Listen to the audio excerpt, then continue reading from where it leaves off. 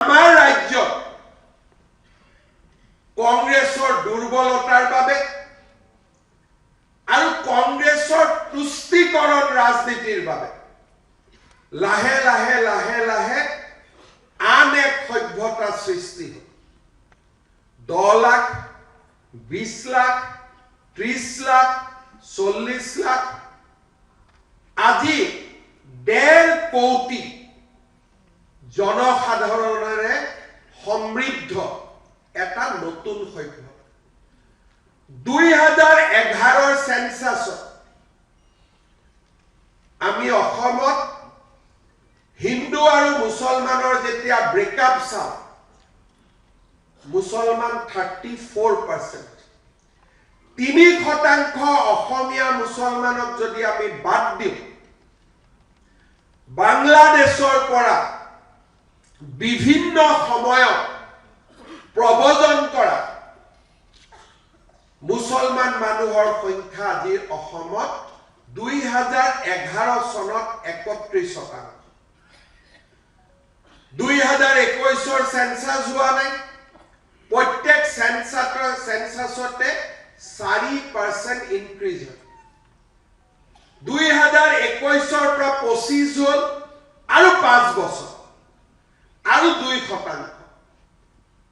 2027 যেতিয়া সেন্সাসৰ প্ৰতিবেদন ওলাব, অসমত বাংলাদেশী মূলৰ মিয়া মুছলমানৰ সংখ্যা 40%ৰ আশে-পাশে হ'ব। কোনোবাই ক'ব পাৰে যে ঠিক আছে, তেওঁলোকো থাকিব, আমিও থাকিম, কিন্তু আমাৰ ধৰ্মই সকলোকে আদৰি লয়।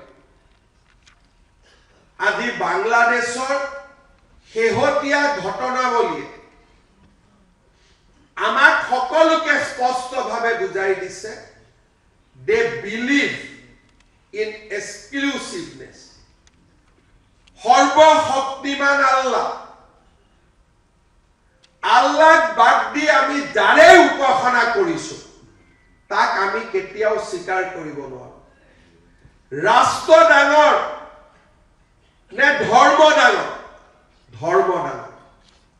যদি এজন হিন্দু খুদা হয়, আপোনাৰ বাবে আটাইতকৈ ডাঙৰ কি? জননী জন্মভূমি স্বৰ্গাদপি গৰিয়সী। হিন্দুৱে ৰাষ্ট্ৰৰ প্ৰতি সমৰ্পণ, এয়া হৈছে আমাৰ লক্ষ্য। এই প্ৰসংগ মই কিয় উত্থাপন কৰিছো? ভাৰতীয় জনতা পাৰ্টিৰ মঞ্চত আমি বিকাশৰ কথা কওঁ, আমি নিজৰ নিজৰ আশা আকাংক্ষাৰ কথা কওঁ,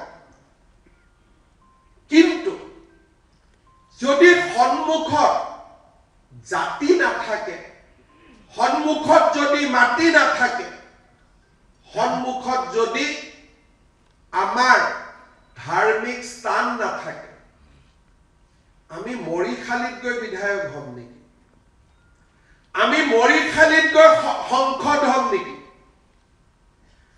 যোৱাকালিলৈকে এই কথাবোৰ কোনোবাই ৰাজনৈতিক উদ্দেশ্যত কোৱা যেন লাগিছিল, কিন্তু আজি বাংলাদেশত যেতিয়া দীপু দাসক জীৱন্তে অগ্নিদগ্ধ অৱস্থাত আমি দেখা পাওঁ, তেতিয়া অসমীয়াই 20 বছৰ পিছত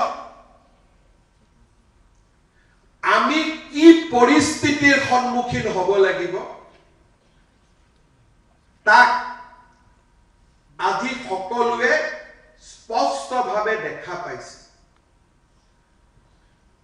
যোৱা ঈদৰ সময়ত মই ধুবুৰীলৈ যাবলগীয়া হৈছিল।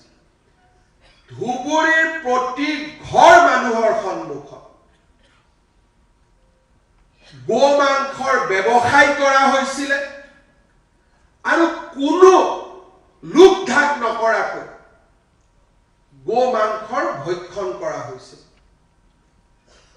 আজি নামনি অসমত আৰু মধ্য অসমত প্ৰতিটো দিনেই এগৰাকী হিন্দু ছোৱালী লাভ জেহাদৰ বলি হয় আজি প্ৰতিটো দিনেই কোনোবা হিন্দু মানুহে কোনোবা অসমীয়া মানুহে নিজৰ মাটি কাৰোবাক বিক্ৰী কৰি নগৰ আৰু মহানগৰলৈ গতি কৰিছে আমি বহুত সময়ত আলোচনা কৰো চিকেন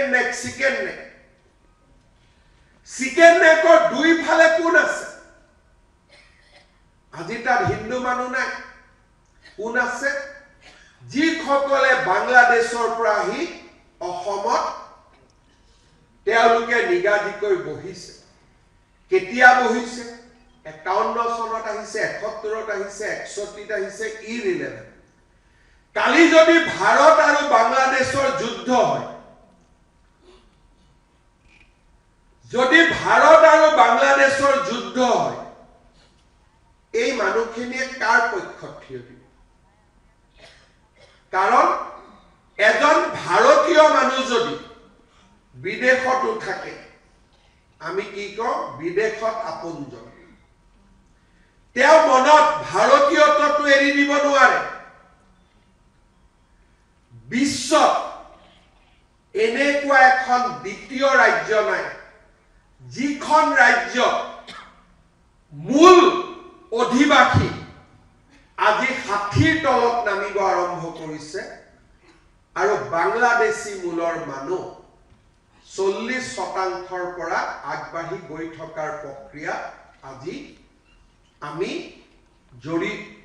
আমাৰ চকুত দেখা পাইছো যেতিয়া মই ৰাজনীতি আৰম্ভ কৰিছিলো সদৌ অসম ছাত্ৰ সন্থাৰ মজিয়া সেই সময়ত 21%ৰ পৰা আজি 40%লৈ বাংলাদেশী মূলৰ লোকৰ বৃদ্ধি মোৰ জীৱনকালত মই দেখিছো অৰ্থাৎ মোৰ সন্তানে তেওঁলোকৰ জীৱনকালতে অসমীয়া মানুহক 30%লৈ 35%লৈ নামি অহা নিজ চকুৰে দেখা পাব